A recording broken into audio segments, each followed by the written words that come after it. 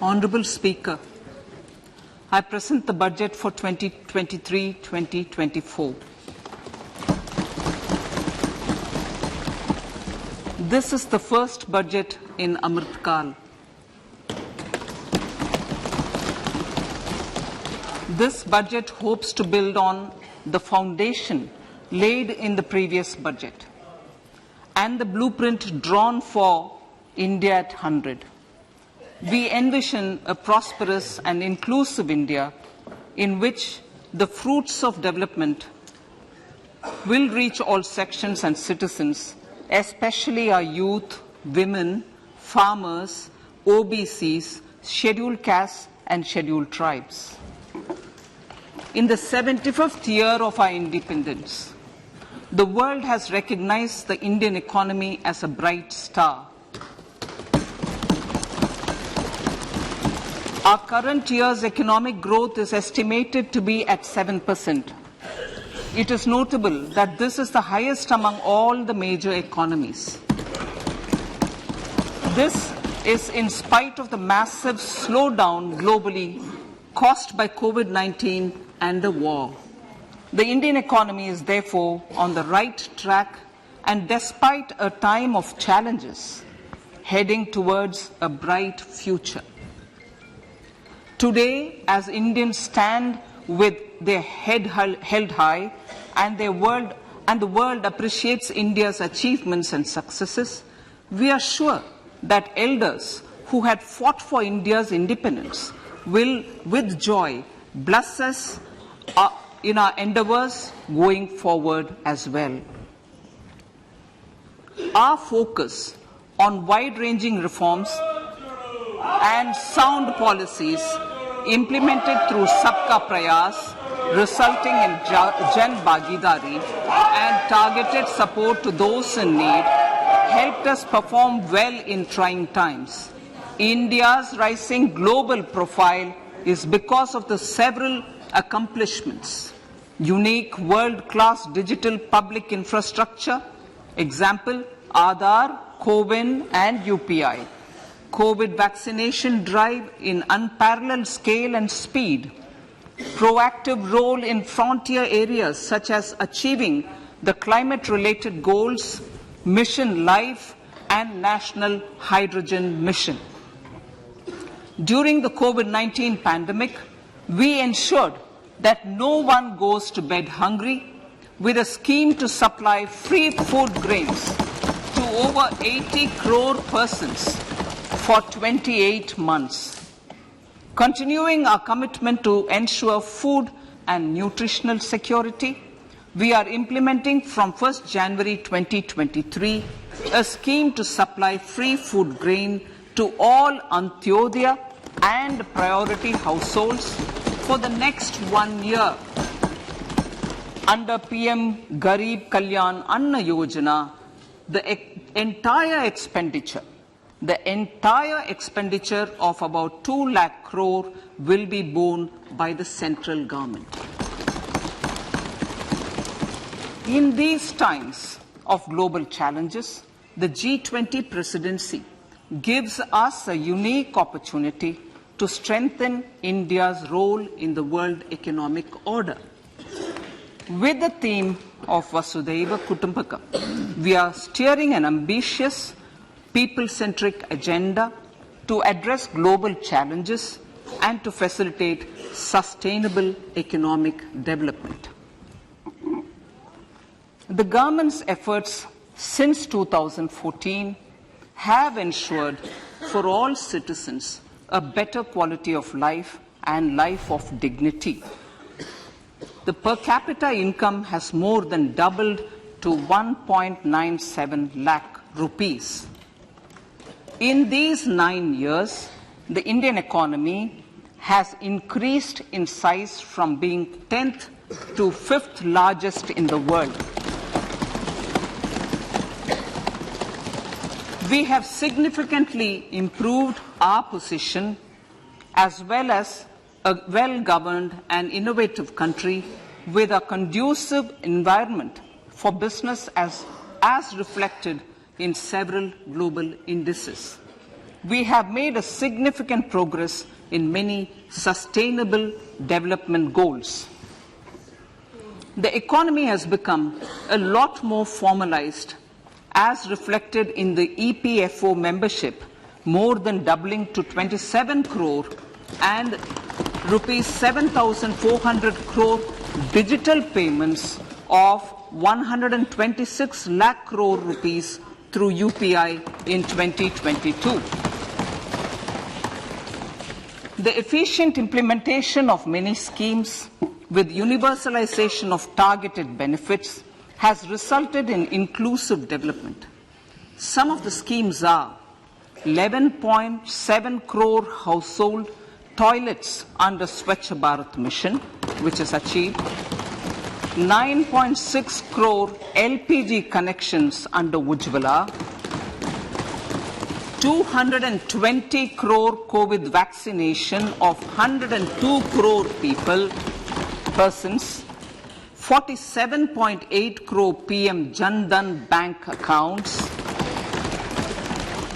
insurance cover for 44.6 crore persons under PM Suraksha Bima and PM Jeevan Jyoti Yojana, and cash transfer of 2.2 lakh crores of rupees to 11.4 crore to over 11.4 crore farmers under PM Kisan Samman Nidhi. Our vision for the Amritkal includes technology-driven and knowledge-based economy with strong public finances and a robust financial sector. To achieve this, Jan Bhagidari through Sabka Saath, Sabka Prayas is essential. The economic agenda for achieving this vision focuses on three things. First, facilitating ample opportunities for citizens, especially the youth, to fulfill their aspirations. Second, providing strong impetus to growth and job creation. And third, strengthening macroeconomic stability. To service these focus areas in our journey to India at 100, we believe that the following four opportunities can be transformative during Amritkal. Economic empowerment of women. Deen Dayal Antyodaya Yojana National Rural Livelihood Mission has achieved remarkable success by mobilizing rural women into 81 lakh self-help groups. We will enable these groups to reach the next stage of economic empowerment through formation of large producer enterprises or collectives, with each having several thousand members and managed professionally. They will be helped with raw materials supply and for better design, quality, branding and marketing of their products. Through supporting these policies, they will be enabled to scale up their operations to serve the large consumer markets, as has been the case with the several startups growing into unicorns. PM Vishwakarma Kaushal Samman, PM Vikas. For centuries, traditional artisans and craftspeople who work with their hands using tools have brought renown for India. They are generally referred to as Vishwakarma. The art and the handicraft created by them represents the true spirit of Atmanirbhar Bharat. For the first time, a package of assistance for them has been conceptualized. The new scheme will enable them to improve the quality, scale, and reach of their products, integrating them with the MSME value chain. The components of the scheme will include not only financial support, but also access to advanced skill training, knowledge of modern digital techniques, and efficient green technologies, brand promotion, linkage with local and global markets, digital payments, and social security. This will greatly benefit the scheduled castes, scheduled tribes, OBCs, women, and people belonging to the weaker sections. Tourism. The country offers immense attraction for domestic as well as foreign tourists. There is a large potential to be tapped in tourism. The sector holds huge opportunities for jobs and entrepreneurship for youth in particular. Promotion of tourism will be taken up on mission mode with active participation of states, convergence of government programs, and public-private partnerships. Green growth. We are implementing many programs for green fuel, green energy, green farming, green mobility, green buildings, and green equipment, and policies for efficient use of energy across various economic sectors. These green growth efforts help in reducing carbon intensity of the economy and provides for large-scale green job opportunities.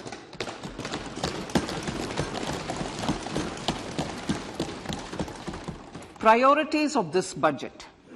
The budget adopts the following 7 priorities. They complement each other and act as the Saptarishi guiding us through the Amritkal. Inclusive development, reaching the last mile, infrastructure and investment, unleashing the potential, green growth, youth power, and financial sector. I now speak on the priority number 1, inclusive development.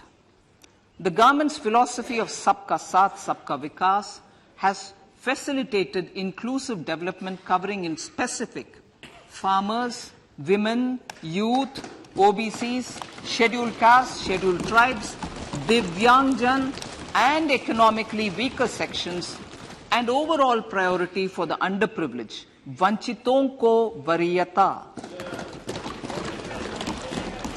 There has also been a sustained focus on Jammu Kashmir, Ladakh, and the Northeast. This budget builds on those efforts. Digital public infrastructure for agriculture. Digital public infrastructure for agriculture will be built as an open source, open standard, and interoperable public good. This will enable inclusive farmer-centric solutions through relevant information services for crop planning and health, improved access to farm inputs, credit and insurance, help for crop estimation, market intelligence, and support for growth of agri-tech industry and startups.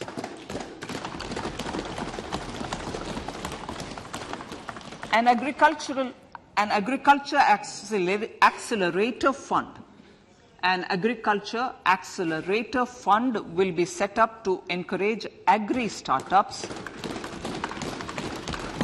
by young entrepreneurs in rural areas. The fund will aim at bringing innovative and affordable solutions for challenges faced by farmers. It will also bring in modern technologies to transform agricultural practices, increase productivity and profitability. To enhance the productivity of extra long staple cotton, we will adopt a cluster-based and value chain approach through public-private partnerships. This will mean collaboration between farmers, state and industry for input supplies, extension services and market linkages.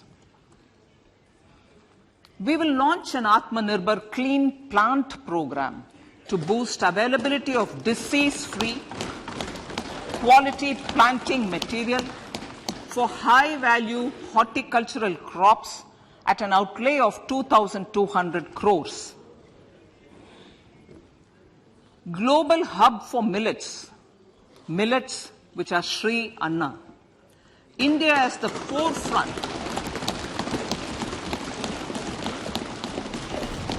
India is at the forefront of popularizing millets, whose consumption furthers nutrition, food security, and welfare of farmers, said the Honourable Prime Minister.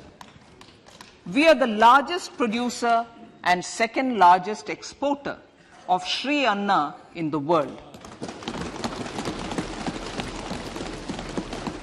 We grow several types of Sri Anna, such as Sri Anna Jowar, Sri Anna Ragi, Sri Anna Bajra, Sri Anna Kutu, Ramdana, Kangni, Kutni, Kutki, Kodo, China, and Sama. These have a number of health benefits and have been an integral part of our food for centuries. I acknowledge with pride the huge service done by small farmers in contributing to the health of fellow citizens by growing these Sri Anna.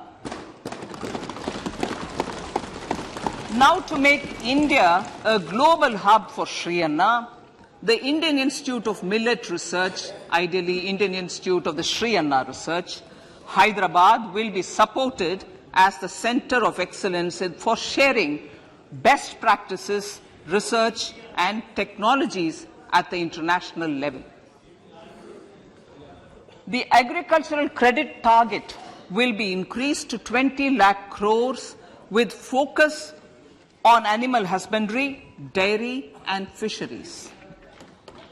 We will launch a new sub-scheme of PM Matsya Sampada Yojana, which is an existing scheme, but we launch a new sub-scheme with targeted investment of 6,000 crores to further enable activities of fishermen, fish vendors and micro and small entrepreneurs, improve value chain efficiencies and expand the market. For farmers, especially small and marginal farmers and other marginalized sections, the government is promoting cooperative-based economic development model. A new Ministry of Cooperation was formed with a mandate to realize the vision of Sahkar Se Samriddhi. To realize this vision, the government has already initiated computerization of 63,000 primary agricultural credit societies with an investment of 2,516 crores. In consultation with all the stakeholders and the states, model bylaws for PACS were formulated, enabling them to become multi-purpose PACS. A national cooperative database is being prepared for countrywide mapping of cooperative societies. With this backdrop, we will implement a plan to set up massive decentralized storage capacity.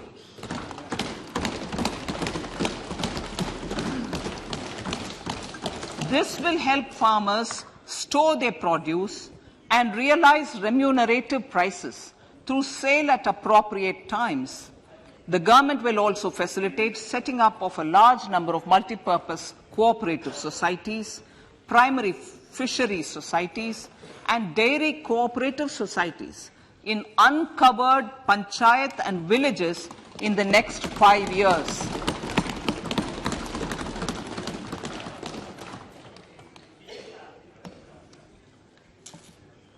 Health, education and skilling.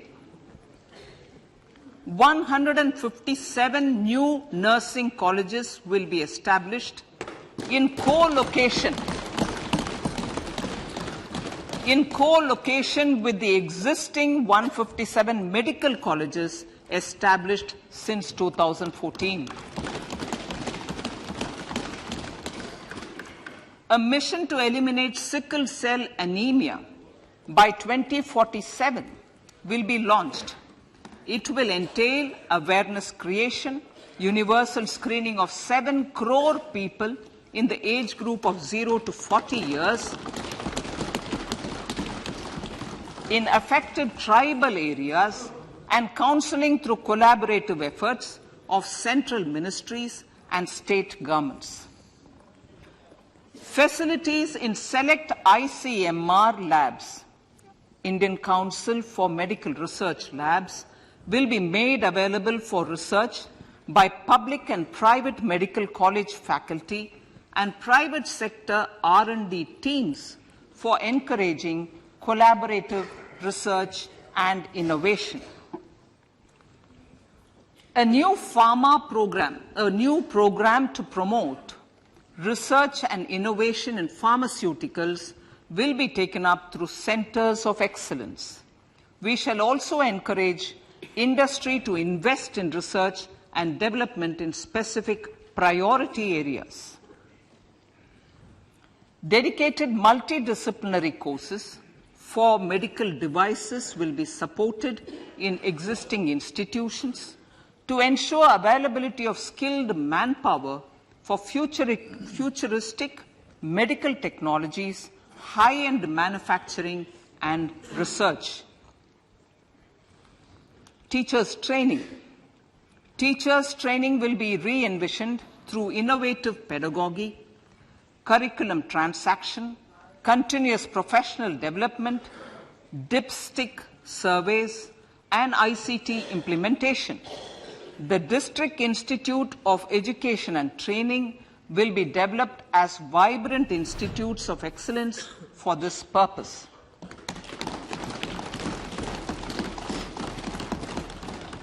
National Digital Library for Children and Adolescents. A National Digital Library for Children and Adolescents will be set up for facilitating availability of quality books across geographies, languages, genres, and levels, and device-agnostic accessibility. States will be encouraged to set up physical libraries for them at panchayat and ward levels and provide infrastructure for accessing the national digital library resources. Additionally, to build a culture of reading and to make up for pandemic time learning loss, the National Book Trust, the Children's Book Trust, and other sources will be encouraged to provide and replenish non-curricular titles in regional languages and in English to these physical libraries. Collaboration with NGOs that work in literacy will also be a part of this initiative to inculcate financial literacy. Financial sector regulators and organizations will be encouraged to provide age-appropriate reading material to these libraries. I move to priority 2, reaching the last mile. Prime Minister Vajpayee's government had formed the Ministry of Tribal Affairs and the Department of Development of Northeast Region to provide a sharper focus to the objective of reaching the last mile. Our government has formed the Ministries of Ayush, Fisheries, Animal Husbandry and Dairying, Skill Development, Jal Shakti and Cooperation. Building on the success of the Aspirational Districts program, the government has recently launched the Aspirational Blocks program, covering 500 blocks for saturation of essential government services across multiple domains such as health, nutrition, education, agriculture, water resources, financial inclusion, skill development, and basic infrastructure.